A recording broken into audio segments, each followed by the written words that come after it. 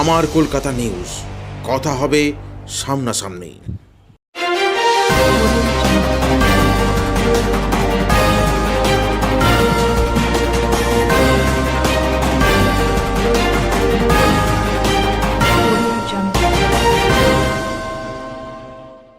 বলাগড় বিধানসভার অন্তর্গত জিরাট বাস স্ট্যান্ডে বিজেপি নির্বাচনের জন্য অস্থায়ী পার্টি অফিসে আগুন লাগিয়ে দেওয়ার অভিযোগ উঠল শাসক দলের বিরুদ্ধে।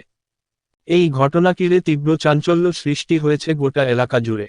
হুগলি লোকসভায় মধ্যে বিজেপির অভিযোগ, হুগলির অন্যান্য বিধানসভার মধ্যেও বলাগড় বিধানসভা বর্তমানে বিজেপির শক্ত ঘাঁটি হয়ে উঠেছে।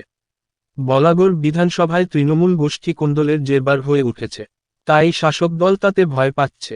প্রার্থীর পোস্টার ব্যানার ছিঁড়ে তাতে আগুন লাগিয়ে দেওয়াতেই বোঝা যায় আগামী নির্বাচনে তেমন কোনো জায়গা করে উঠতে পারছেন না শাসক দল।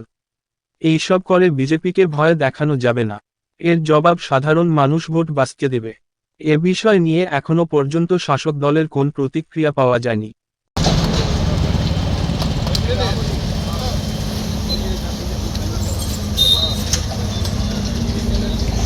বলাগড় বিজেপির শক্ত ঘাঁটি হিসাবে পরিচিত। এটা শুধু বলাগড় বলে কথা নয়, সারা হুগলি জেলার মানুষ জানে, তৃণমূলের অন্যান্য নেতৃত্বরাও জানে।